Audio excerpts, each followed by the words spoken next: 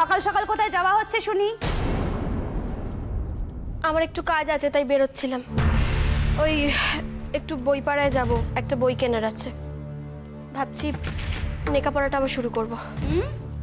কি বললি? লেখাপড়া শুরু করবি? ও আচ্ছা। ময়না, তুই বাঙালকে হাইকোর্ট দেখাচ্ছিস না রে? হ্যাঁ, তুই বোধহয় ভুলে যাচ্ছিস যে ওই চৌধুরী বাড়ির মতন আমি বাঙাল নই কো। হ্যাঁ, আচ্ছা মা, তুমি কথায় কথায় কেন ওদের কথা টানো বলো তো? কথা হচ্ছে তোমার আর আমার মধ্যে, তুমি ওদের কথা কেন টানছো এর মধ্যে? দরদ দেখলে একেবারে মরে যাই। যারা খেদিয়ে তাড়িয়ে দিয়েছে আবার তাদেরকেই দরদ দেখাচ্ছে। এই, এদিকে আয়। দাঁড়া। কোথায় যাচ্ছিস? হ্যাঁ, যাচ্ছিস কোথায়? আমার কথার উত্তর না দিতে এক পাও বাইরে দিবি না। দাঁড়া এখানে।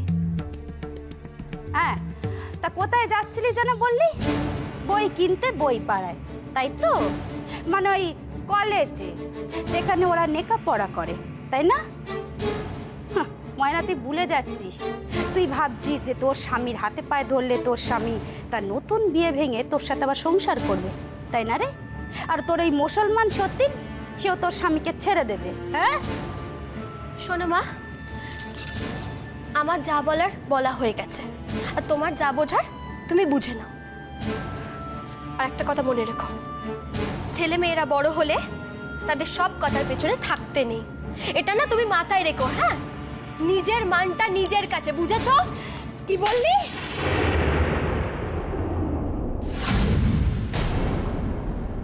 তুমি আমাকে মারলে, মারলে তুমি আমাকে। কেন মারলে বলো? কেন মারলে তুমি আমাকে? কেন মারলে? বেশ করেছি। আরো বেশি কথা বললে 100 বার মারবো। মিথ্যেবাদী শয়তান মেয়ে কোথাকার।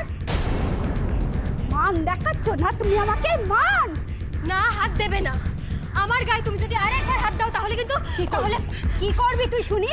বল কি করবি? বল কি কর? হ্যাঁ, দেখবে তোমার হাত ময়না, লাগছে। তোর সাহস তো কম না। তুই তোর মায়ের গায়ে হাত দিয়েছিস? ময়না, তুই কিন্তু তোর পদ নিজে ডেকে আনছিস। হ্যাঁ, আমারই ঘরে থাকবি, আমারই পড়বি, আবার আমার দাঁড়িয়ে উঠবি। সাহস তো কম না। শোন ময়না, তুই কিন্তু আমাকে বোকা হাদা পাসনি।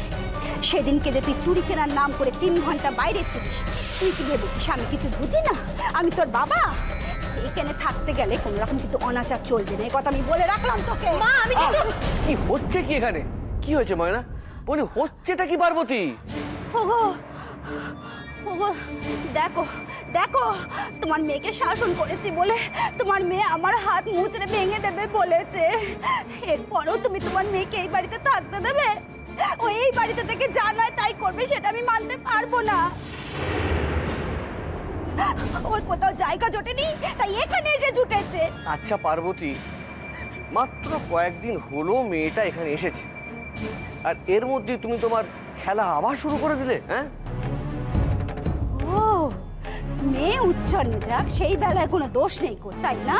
হ্যাঁ, বলি সেদিনকে যে চুরি কিনতে গেল, অত রাত্রির করে বাড়িতে ফিরলো, কোন ভদ্রবাড়ির মেয়েরা রাত্রির করে বাড়িতে ফেরে গো? হ্যাঁ, কোন ভদ্রবাড়ির মেয়েরা? হ্যাঁ, ফেরে ওই যারা রাস্তায় রং মেখে সংসেজে দাঁড়িয়ে থাকে তারা। তা ওর যদি এখানে নাই থাকতে ইচ্ছে করে, যাক না, ওই পাড়ায় ঘর ভাড়া করে গিয়ে থাকুক। তা এরপরেও কি তোমার ওই মেয়ের মায়ের পরিচয় দিয়ে থাকতে ইচ্ছে করে পার্বতী? হ্যাঁ,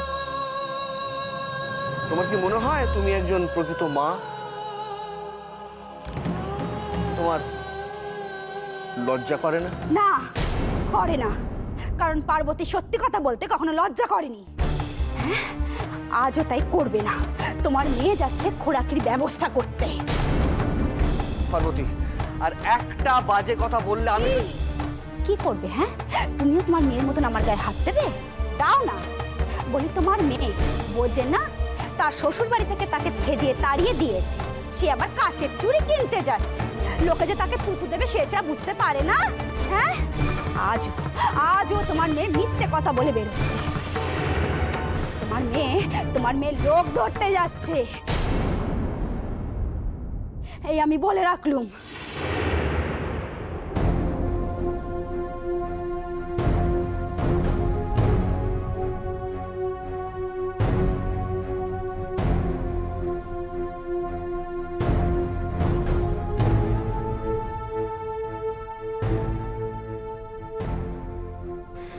ময়না,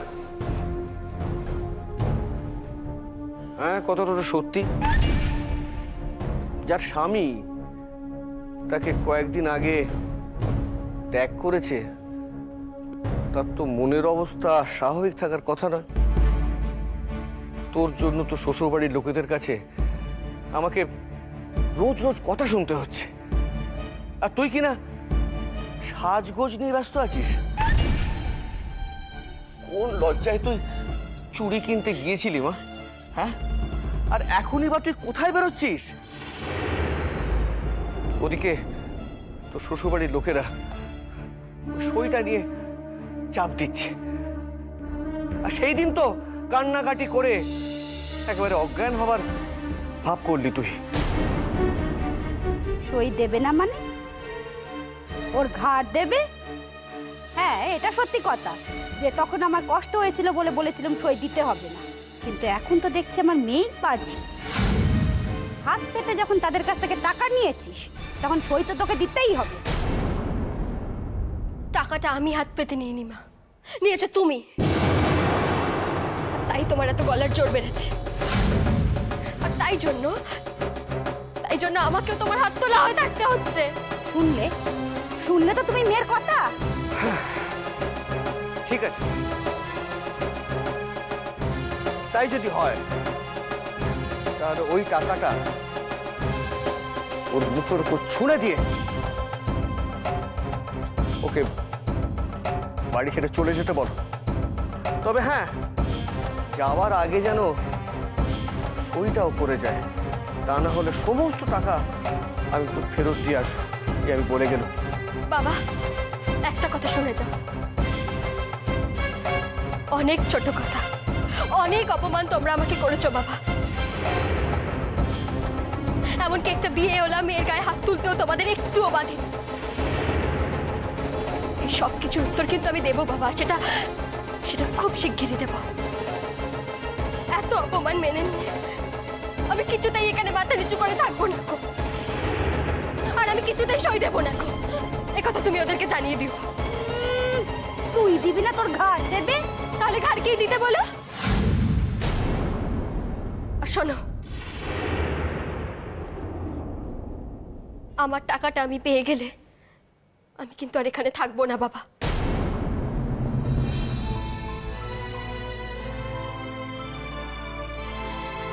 আমার মা আমার অনেক উপকার করেছে, আর দরকার নেই, আর দরকার নেই বাবা। তাকে বলো আমার টাকাটা ফিরিয়ে দিতে। আমার টাকাটা আমি যদি একবার পেয়ে যাই তারপর আমি কিন্তু আর কিছুতেই এখানে থাকবো না, কিছুতেই না, কিছুতেই না। থাকতে যাবে কেন তুমি বাচ্চা? তুমি তার ঘরে থাকার মেয়ে নয় গো।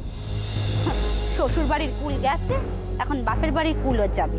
দুই কুল খেয়ে তারপরে রাস্তায় রং মেখে সংসেজে দাঁড়িয়ে থাক। বদমাইশ মেয়ে ছেলে কোথাকার। পার্বতী, দয়া করে চুপ করবে, দয়া করে একটু চুপ করবে তোমরা প্লিজ। এরা হলে আমি কিন্তু বাড়ি ছেড়ে চলে যাব।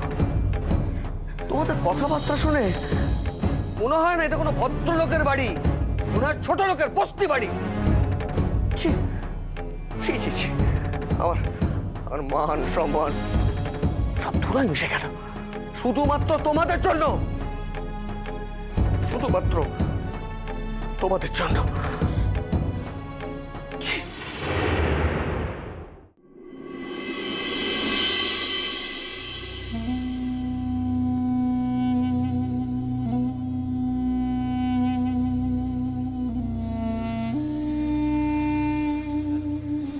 আপা, আপনি আমার কি ভাবেন কোন তো? আমি কি বাচ্চা যে আপনি এইভাবে পাহারা দিয়ে আমার ইউনিভার্সিটি লইয়ে আসতেছেন? যখন কলকাতা আসি নাই তখন ভাবতাম এই শহরে যদি আইতে পারি তাইলে একদম চইসা ফেলাম, পুরা শহরটারে চইসা ফেলাম, খুব বেড়ামো খুব বেড়ামো। তারপর যখন আসলাম তখন সংসারের কাম লইয়া এত ব্যস্ত হইয়া পড়ছি, বাইর হইব কখন। তুমিও তোমার পড়ালেখা লইয়া ব্যস্ত হইয়া পড়লা, তুমিও যে আমার লইয়া বেড়াইতে যাইবা তার তো উপায় নেই। তার উপর 2 দিন বাদে তোমার শাদি। তাই তো কই, আমার আপার মনে তো ভারী দুঃখ যে আপা কলকাতায় আইসা বেড়াইতে পারে না। আর হেলিগা 2খান গলি বাদ দিয়ে আমাকে বাসা, সেই বাসা থেকে ইউনিভার্সিটি অব্দি বেড়াইতে আসতেন আমার লাগে। আমাকে 2 বছরের শিশু আপা, যে আপনি যা বুঝবেন আমি তা বুঝে যাবো। না না, কে কইলো তুমি 2 বছরের শিশু? তুমি তো আমার নানি আছো, নানি। আচ্ছা আপা, আমার এখন কথা কম তো, এই আপনি আমার পৌঁছায় দিয়ে বাসায় যাবেন, এবার আবার আমার আনতে আইবেন। ও লইতে আসুন, জামাই যদি তোমারে পৌঁছাইতে যায় তাইলে আসুন না। জামাই, আপনি জামাই তো আমার উপর গোসা করছেন। সেদিনের পর থেকে ক্লাসের বাইরে দেখা হইলে কোনো কথা কর না, মুখ ফিরে চলে যান। ঠিক করছে, ভালো করছে, ঠিক করছে। ভালো হয়েছে মানে? অহন যত রাগ হয় শাদির পর ততই আদর জুটবো। আপা কি যে কর না। মাইয়া আমার শরমে মইরা যায় গিয়া। বই একখান কথা কই, আইজ যখন তার লাগে দেখা হইব সেদিনের ঘটনার লিগা ক্ষমা চাইয়া লইও, কেমন? পারুম না। কেন পারুম না? কেন অত জিদ ভালো না বই? বললাম তো আপা, পারুম না আমি। আগের দিন তিনি লাইব্রেরিতে পড়ছিলেন, আমি গেছি বই পাল্টানোর লিগা। আমার লোকে ছিল আর অনেক ছাত্রছাত্রী, তাগুলোকে কত কথা কইলেন। এরপর আমি যখন কথা কইতে যাবো তখন চেয়ার ছেড়ে উঠে পড়লেন, আমার লোকে কোনো কথা কইলেন না। তাই আমিও ঠিক করছি আমি আর তার লোকে কোনো কথা কইব না। ও তা বুইন কতদিন কথা কইবি না? দরকার হইলে আমি 6 মাস কথা না কইয়া থাকতে পারি। হায় আল্লাহ, 6 মাস কথা না কইয়া থাকবি? শাদি হইব কেমনে? সংসার পাবো কেমনে? আপা আমি কি করলাম? তুই কইলি তাই কইলাম। জান, বই কইতেছিলাম ও ওই কর্তারা নাকি নতুন বাসায় যাইবেন শুনতেছিলাম। আপনি আমরা তো দাওয়াতও দেন নাই, আমাকে কি দরকার? আরে দাওয়াত দাম নেই তো কি হয়েছে? তুমি যদি দাগো বাসায় গৃহপ্রবেশে না যাও তাইলে সকলে কত নিন্দা করবো, ভাইবা দেখছস? কি আশ্চর্য, আমার ঘরে যে দাওয়াত দেয়নি কথা তো সত্য। আপা, আসল ঘটনা এখন কি ঘটছে সে আমি জানি। তারা ওনারা কইছিলেন আমাকে বাসায় এসা কইতে, তিনি কর নাই। কেন কইবেন? তার এখন গোসা না, আমি তার নিকটে যাইয়া মাথা নড়তে কইরা মান ভাঙামু, এরপর না কইবেন? তুমি যাই কবি, সেদিন যা করছো তুমি অন্যায় করছো, এর ভিতরে তো কোনো ভুল নাই। আমি কোনো অন্যায় করি নাই আপা, আমি যা করছি তা ভালো লেখাই করছি। সেটা তো তিনি জানেন না।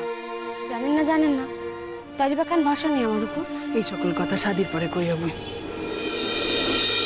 আপা ইউনিভার্সিটি তো আসা গেছে, এইটুক পথ আমি একাই যেতে পারবো। একদিন যদি আমি কলেজে যাই দেখে আসি কি হইব? না, সকলে কইব যে আমি একা যেতে পারি না, তার লিগা আমি আরেকজনের সঙ্গে করে আনছি। ও তোমার বন্ধুরা যদি এই কথা কয় তাগরে কইয়া দিও তোমরা কিছুই জানো না। বড় বাড়ির মাইয়া বউ যখন রাস্তায় বাইর হয় তখন তাগো লাগে একখান চাকরানি থাকে। আপা মজা করলাম তো, রাগ করো কেন বুঝি? খবরটা কইতেছি আপা, সকল বিষয়ে মজা হয় না আপা। আইছে বাবা, ঠিক আছে আর কমু না।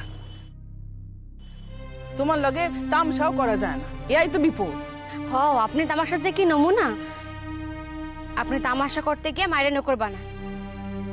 আগাও কই? এবার আমি চলে যাবো আপা, জেদ করবেন আমার লোকে, পারবেন না কিন্তু জেদ কইরা। আপনি যান, বাসায় যান। আমারে যাইতে দিবা না? না। তাইলে ক আমি কখন লইতে আসুন? আইতে হইব না। আইতে হইব না মানে? তাইলে আমি বাসায় যাবো না, আমি এখানেই কারাই থাকুন। কইলাম তো আপা আইতে হইব না।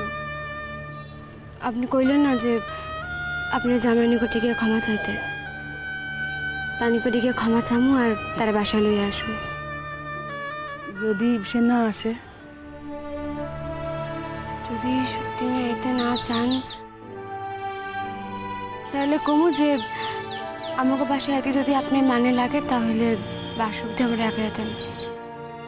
ঠিক আছে, তুমি সাবধানে যাই।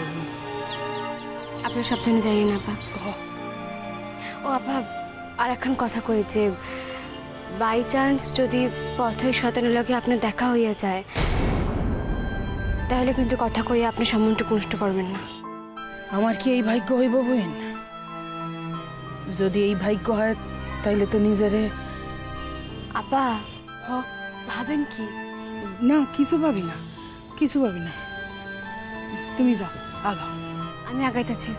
আপা আপনি চোটপাড়া বাসা চলে যাবেন, বুঝছেন? চলে যাও, তুমি আগাও। আপনি আগে যান। যাইতেছি।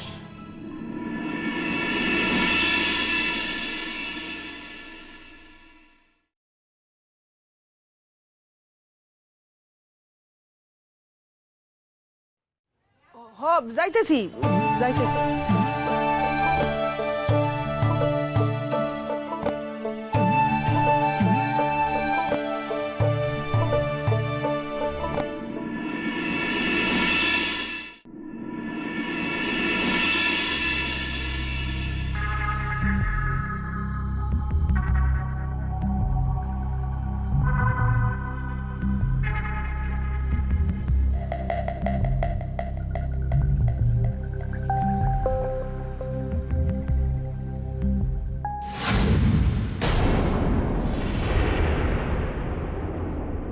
মিয়া, আইজ আপনি আমার বাড়ি অব্দি চলেন।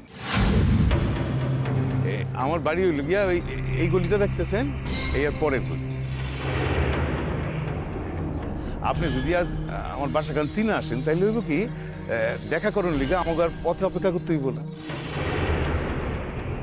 আইডা এখন সুবিধা হইতেছে কি যে কার লগে কাম করতে আসছেন, কি বৃত্তান্ত, ব্যবাক স্পষ্ট হইয়া যাবে আপনার নিকট।